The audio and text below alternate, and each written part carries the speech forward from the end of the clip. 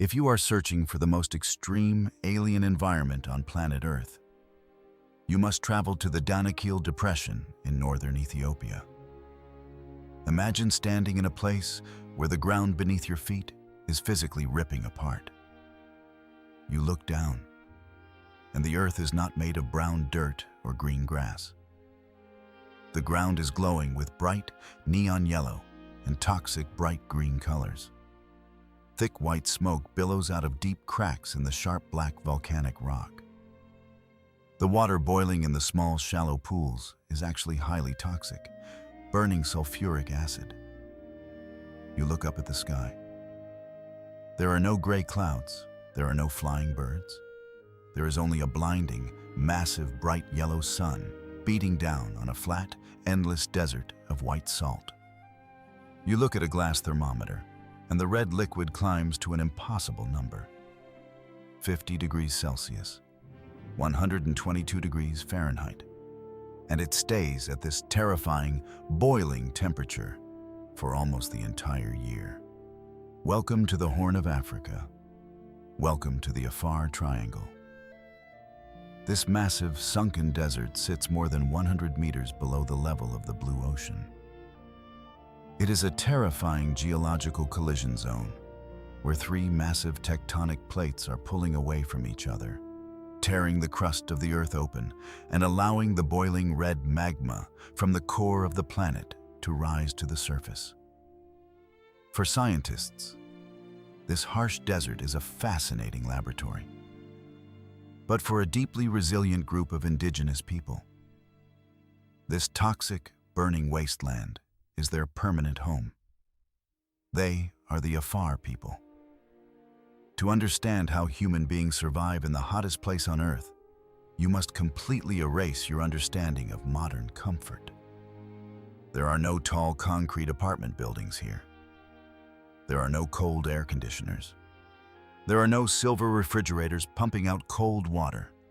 If you drive a heavy 4x4 white Toyota Jeep across the bumpy volcanic rock, you will eventually find a small Afar settlement. The architecture is built for absolute survival. The local people live in small, dome-shaped huts called Ari. These simple round houses are built by bending thin wooden branches into a circle and tying them together with dried brown palm leaves and woven grass mats. These wooden huts are designed to let the hot desert wind blow directly through the walls, providing a tiny amount of cool relief. A tall, incredibly thin Afar man steps out of his woven hut. He is wearing a simple wrap of colorful cotton cloth around his waist. He wears flat leather sandals on his tough feet. His dark skin is deeply tanned and leathered by decades of walking under the burning sun. He carries a long wooden walking stick and a traditional, sharp, curved metal knife strapped to his waist. He herds a small flock of skinny, tough brown goats across the dry, cracked yellow dirt, searching desperately for a single green bush or a small puddle of muddy brown water. The Afar people are traditional nomadic herders. They survive by drinking warm, fatty goat milk and eating heavy, salty roasted meat cooked over open wood fires. But herding goats is not the main reason people travel deep into this lethal desert. There is a buried treasure hidden beneath the blinding white crust. Thousands of years ago, the salty water of the Red Sea completely flooded this entire deep valley. When the red water finally evaporated under the intense sun, it left behind a massive, solid crust of pure white salt, thousands of feet deep. This solid white salt is known as white gold, and extracting it requires the most brutal, agonizing physical labor on the planet. Every single morning, long before the yellow sun rises and the heat becomes deadly, a massive, ancient procession begins. If you stand on the edge of the salt flats at dawn, you will see an incredible, biblical sight. You will see an endless caravan of massive, heavy-breathing brown camels walking in a perfectly straight line across the flat white desert. Hundreds, sometimes thousands of tall camels, led by Afar and Tigrayan men, wrapped in white cloth turbans. They walk for days across the empty wasteland to reach the salt mines. When they arrive at the mining site, there are no heavy industrial yellow excavator machines. There are no electric drills. There are no loud diesel trucks. There is only pure, agonizing human muscle. The sun rises, and the temperature instantly skyrockets.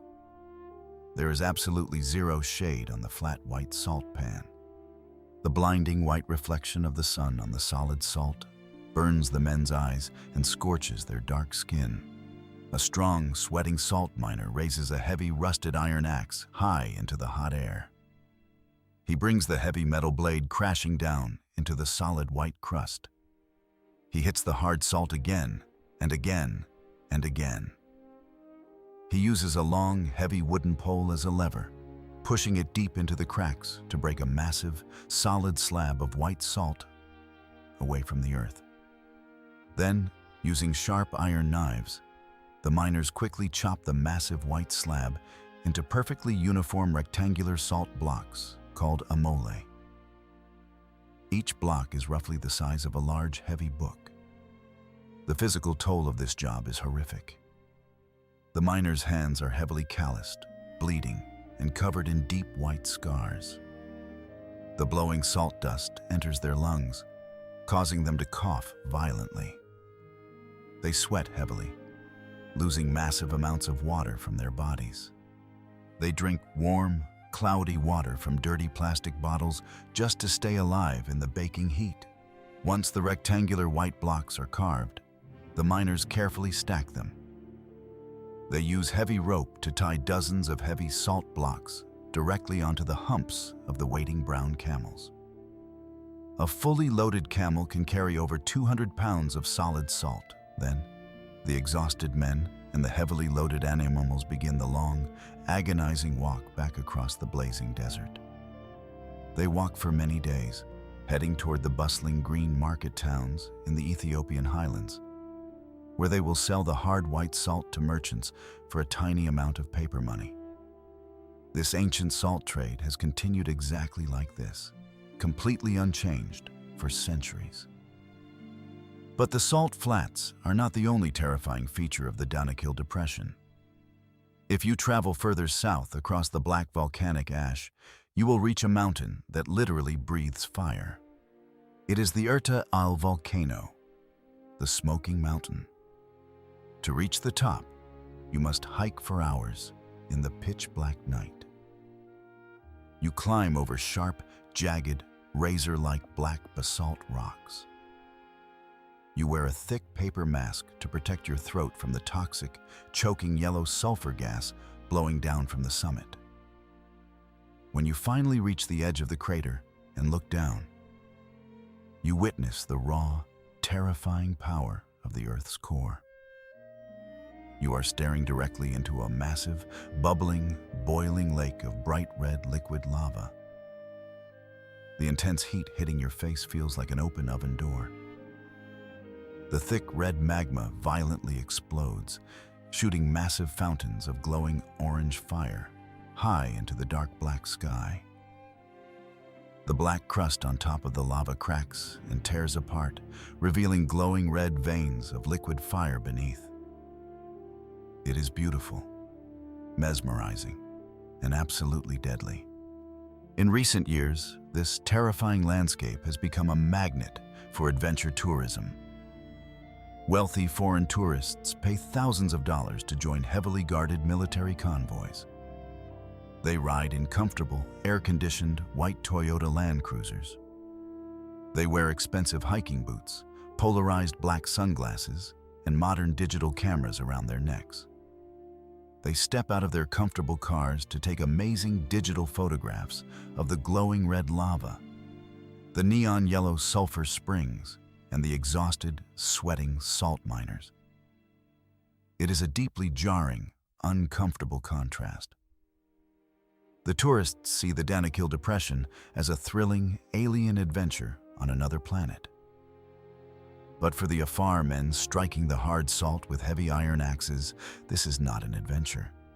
It is absolute, unforgiving survival, and the modern world is closing in fast. The Ethiopian government, along with foreign construction companies, has started building long, paved, black asphalt roads cutting directly through the harsh desert. Heavy, loud commercial trucks are now driving onto the white salt flats. A single modern truck can transport more white salt in one afternoon than a massive caravan of 100 brown camels can carry in an entire week. The ancient, beautiful camel caravans are slowly being replaced by loud diesel engines and black rubber tires. The traditional way of life, forged over thousands of years in the ultimate crucible of heat, is slowly evaporating. Many young Afar boys who watch the fast white trucks drive past their wooden huts dream of leaving the hot, dusty desert. They dream of moving to the modern, green cities. They want to hold glowing smartphones, sleep in cool, air-conditioned rooms, and drink cold, clean water from a glass. But there are still many who fiercely refuse to leave, because to the Afar people, this extreme burning wasteland is not just a place to work. It is their identity. They call themselves the toughest people on planet Earth. And looking at the environment they have conquered, it is impossible to argue with them. To live in the Danakil Depression is to embrace an extreme, minimal existence. It is a life stripped of all luxury, all comfort, and all softness. It is the sound of heavy iron hitting solid salt. It is the smell of burning sulfur and roasting meat. It is the feeling of the burning yellow sun pressing down on your shoulders from the moment you wake up. When you stand in the middle of this vast, blinding, white salt pan, completely surrounded by toxic neon acid pools and black volcanic mountains, you realize that human beings are capable of enduring almost anything. We are not fragile. If we can build a society, raise our children, and find beauty in a place where the earth literally boils beneath our leather sandals, then the human spirit is stronger than the fire itself.